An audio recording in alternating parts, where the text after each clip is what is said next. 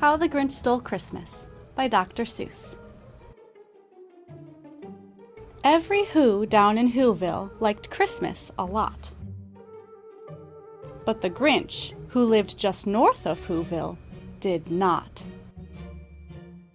The Grinch hated Christmas, the whole Christmas season. Now please don't ask why. No one quite knows the reason. It could be his head wasn't screwed on just right. It could be, perhaps, that his shoes were too tight. But I think that the most likely reason of all may have been that his heart was 2 sizes too small. But, whatever the reason, his heart or his shoes, he stood there on Christmas Eve, hating the Whos. Staring down from his cave with a sour, Grinchy frown at the warm lighted windows below in their town.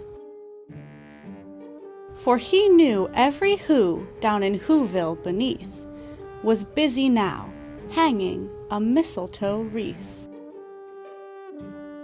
And they're hanging their stockings, he snarled with a sneer. Tomorrow is Christmas. It's practically here. Then he growled, with his Grinch fingers nervously drumming, I must find some way to stop Christmas from coming. For tomorrow, he knew, all the Who girls and boys would wake bright and early. They'd rush for their toys. And then, oh, the noise! Oh, the noise, noise, noise, noise! That's one thing he hated.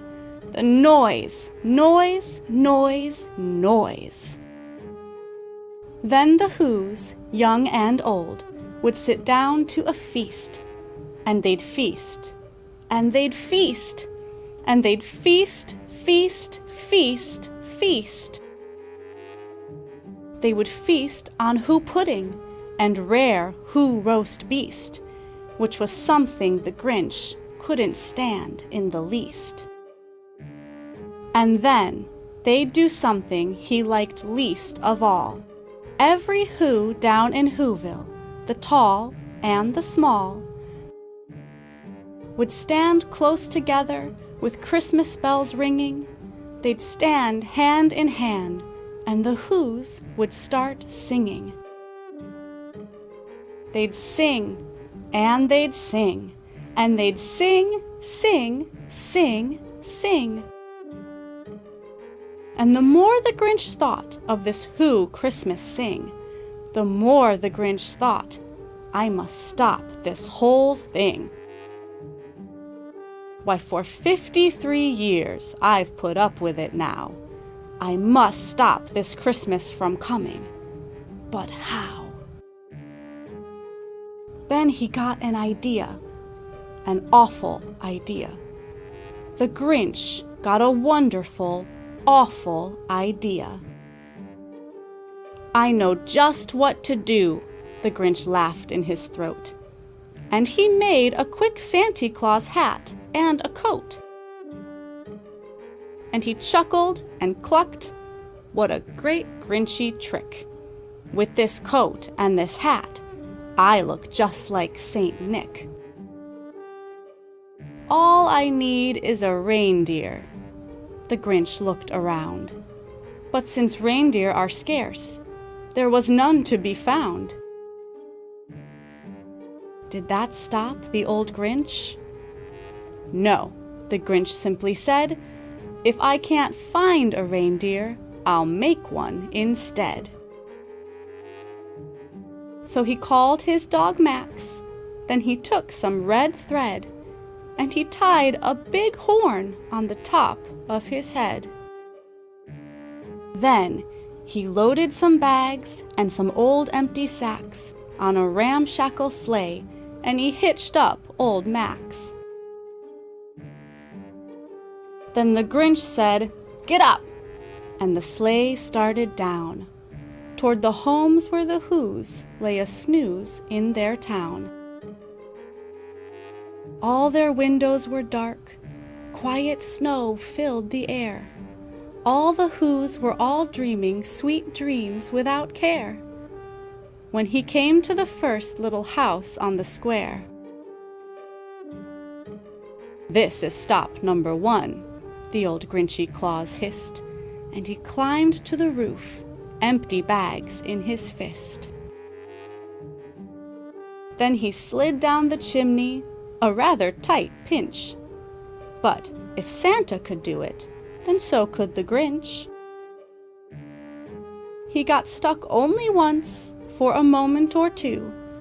Then he stuck his head out of the fireplace flue. Were the little Who stockings all hung in a row? "These stockings," he grinned, "are the first things to go." Then he slithered and slunk, with a smile most unpleasant, around the whole room, and he took every present. Pop guns and bicycles, roller skates, drums, checkerboards, tricycles, popcorn and plums. And he stuffed them in bags. Then the Grinch, very nimbly, stuffed all the bags, one by one, up the chimbley. Then he slunk to the icebox. He took the Who's feast. He took the Who pudding. He took the roast beast. He cleaned out that icebox as quick as a flash. Why, that Grinch even took their last can of Who hash. Then he stuffed all the food up the chimney with glee. "And now," grinned the Grinch, "I will stuff up the tree." And the Grinch grabbed the tree, and he started to shove, when he heard a small sound, like the coo of a dove. He turned around fast, and he saw a small Who, little Cindy Lou Who was not more than 2. The Grinch had been caught by this tiny Who daughter, who'd got out of bed for a cup of cold water. She stared at the Grinch and said, "Santa Claus, why? Why are you taking our Christmas tree? Why?" But you know, that old Grinch was so smart and so slick. He thought up a lie, and he thought it up quick.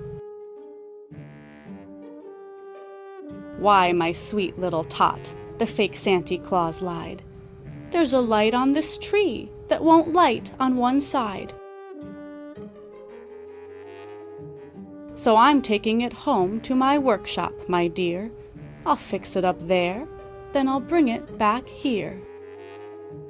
And his fib fooled the child. Then he patted her head, and he got her a drink, and he sent her to bed. And when Cindy Lou Who went to bed with her cup, he went to the chimney and stuffed the tree up. Then the last thing he took was the log for their fire. Then he went up the chimney himself, the old liar. On their walls he left nothing but hooks and some wire.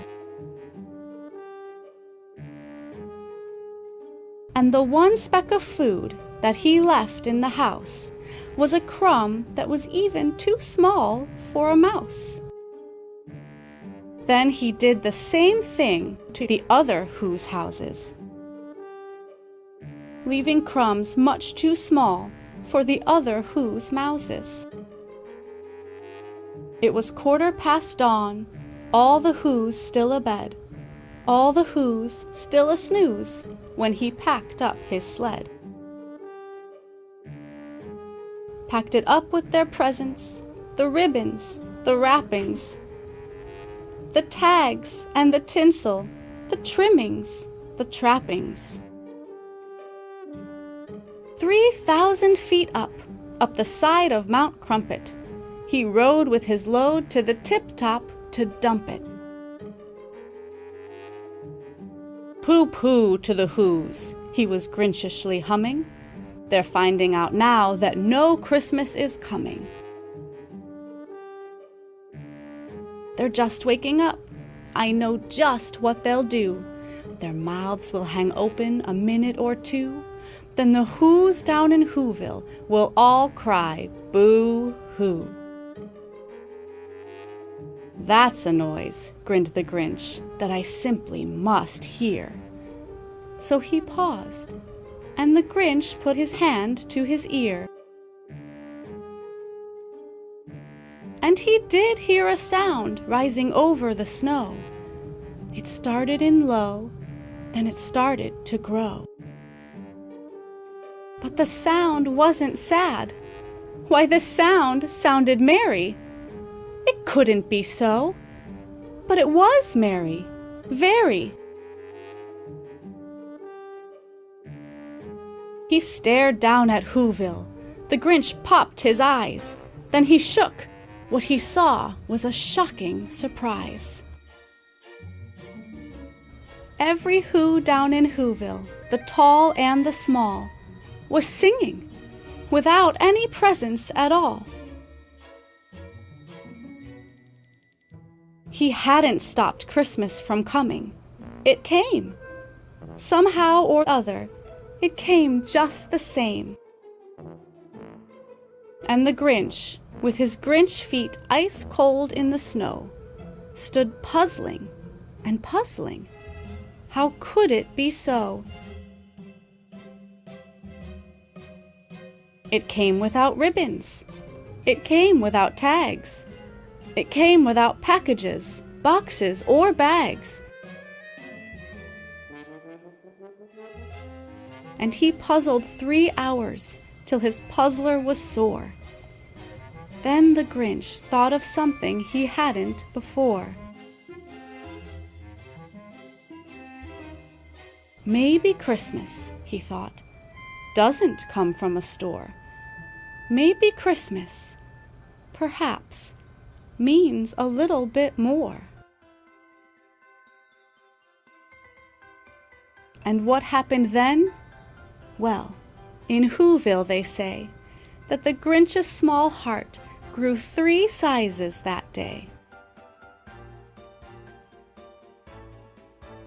And the minute his heart didn't feel quite so tight, he whizzed with his load through the bright morning light.